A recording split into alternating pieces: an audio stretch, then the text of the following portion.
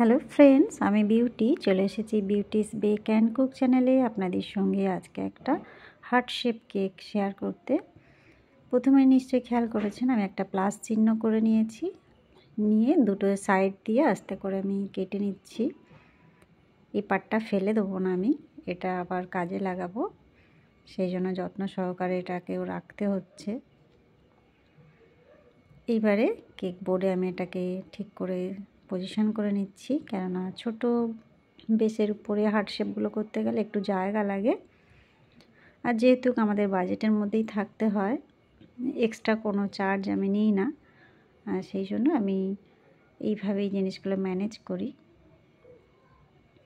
সামনের পার্টটায় আমি একটু ক্রিম লাগিয়ে নিলাম, নিয়ে এখানটায় যে পার্ট দুটো আমি কেটে সরিয়ে রেখেছি সেই দুটো বসিয়ে দেব।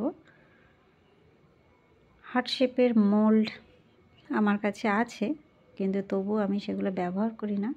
তার একটাই কারণ, কেননা হঠাৎ যখন অর্ডার আসে কেউ বলল হার্ট শেপ চাই, সেক্ষেত্রে হয়তো আমার কাছে রাউন্ড শেপের স্পঞ্জ বানানো থাকে, তখন আমি এইভাবে কাটিং করে হার্ট শেপে নিয়ে চলে যাই আর কি, হার্ট শেপে কেকটা বানিয়ে দিই।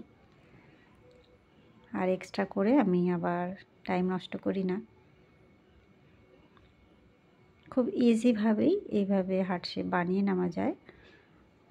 মানে অনেকে যারা নতুন আছো আমি তাদের জন্যই বলছি, মানে হার্ট শেপের জন্য আলাদা করে মোল্ড কেনার কোনো প্রয়োজন নেই। এই প্রসেসটা ফলো করলেই যত বড় কেক হোক না কেন এইভাবেই ইজিলি করা যায়। আর এই শেপগুলো দেখতেও বেশ ভালো লাগে। যে মোল্ডগুলো আমার কাছে রয়েছে সেগুলো সত্যি বলতে কি এত সুন্দরভাবে হার্ট শেপটা হয় না।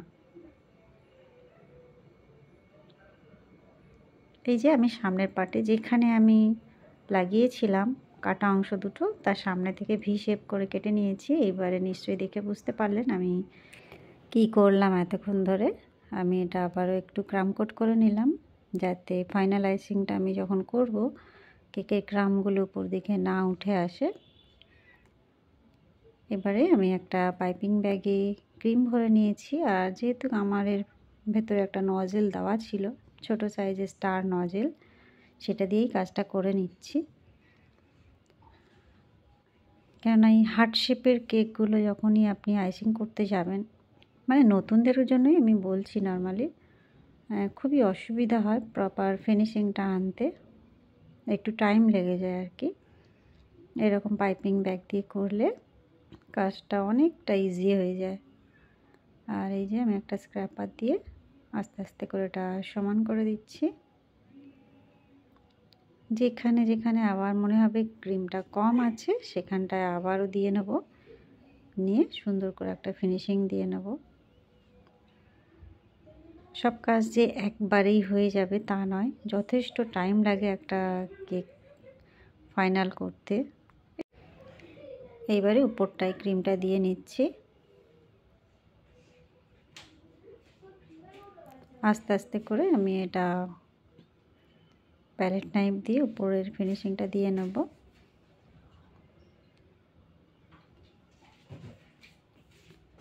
কেকটা অর্ডার করেছিল আমার এক পুরানো কাস্টমার বলবো না, এক ধরনের ছেলে বলা চলে। সে তার মায়ের জন্মদিনের জন্য কেকটা অর্ডার করেছিল।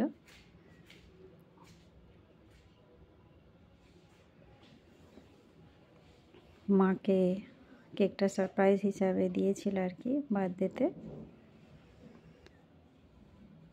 খুব ভালো লাগে যখন বাচ্চারা মা বাবার জন্মদিন হোক, অ্যানিভার্সারি হোক, সেগুলো মনে রেখে সেলিব্রেট করে, সারপ্রাইজ দেওয়ার চিন্তা ভাবনা করে। এখনকার বাচ্চারা অনেক বেশি মডার্ন হয়ে গিয়েছে।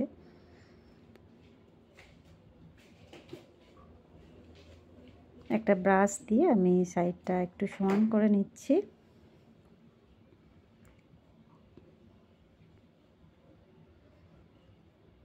উপরটাও আমি একটু ব্রাশ দিয়ে নিয়েছি, সেটা আমার ভিডিওতে স্কিপ হয়ে গিয়েছে।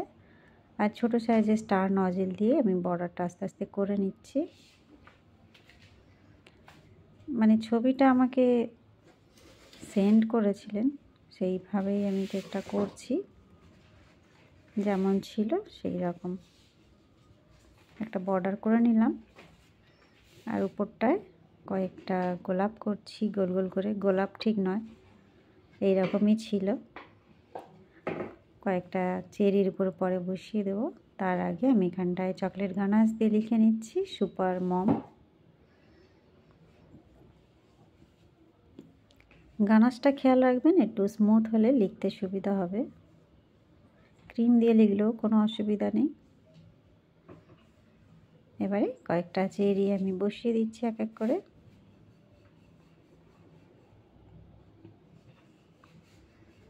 আর সাইডটায় এটা হচ্ছে পাইপিং জেল নিয়েছি, তার সঙ্গে রেড কালার মিক্সড করেছি।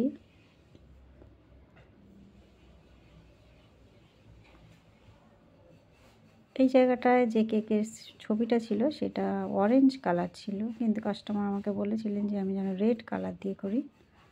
আচ্ছা, একটু মাঝে মাঝে একটু বেশি করে দিচ্ছি যেন ড্রিপিংটা বেশি করে হয়, একটা ছেড়ে আর একটা, দেখতে বেশি ভালো লাগে। এই যে কেকটা কমপ্লিট বন্ধুরা। কেমন লাগলো? ভালো লাগলে বা একটু হেল্পফুল মনে হলে অবশ্যই একটা লাইক করবেন, চ্যানেলটা সাবস্ক্রাইব করে রাখবেন। আমি ফেসবুক, ইনস্টাগ্রাম, ইউটিউব 3 জায়গাতেই আছি, আমাকে ফলো করতে পারেন। দেখা হবে নেক্সট নতুন কোনো ভিডিও নিয়ে। Bye bye.